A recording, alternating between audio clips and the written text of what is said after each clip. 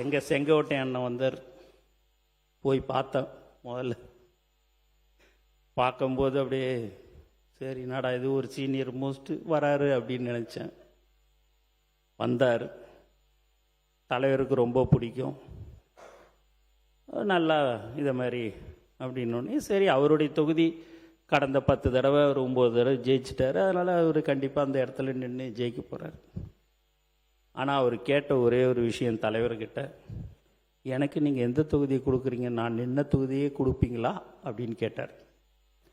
என்னண்ணே நீங்கள் இதை மாதிரி ஒரு கொடுப்பீங்களான்னு கேட்குறீங்க, அது உங்கள் தொகுதி தான். இல்லை இல்லை, நீங்கள் ஒரு தலைவர், நீங்கள் எந்த தொகுதியை கொடுக்குறீங்களோ அந்த தொகுதியில தான் நான் நிற்பேன். அது நீங்கள் கோபிசெட்டிப்பாளையமாக இருந்தாலும் சரி, வேறு எந்த தொகுதியாக இருந்தாலும் சரின்னார். ஏன்னா ஒரு 10 தடவை 9 தடவை எம்எல்ஏ இருந்தவர், அவருடைய அனுபவசாலி மந்திரியாக இருந்திருக்கிறாரு. அந்த பணிவு எப்படி இருக்குதுன்றதை நீங்கள் பார்க்கணுன்றதையும் நான் தெரிவிச்சுக்கிறேன். அந்த மாதிரி எங்கள் செங்கோட்டை என்னன்னும் கிடைச்சதில் மிக மிக சந்தோஷப்படுறேன். எங்கள் தலைவருக்கு இந்த நேரத்தில் அதுக்கும் நான் நன்றி சொல்கிறேன். எதுனா தொடர்ந்து பேசிடுங்க.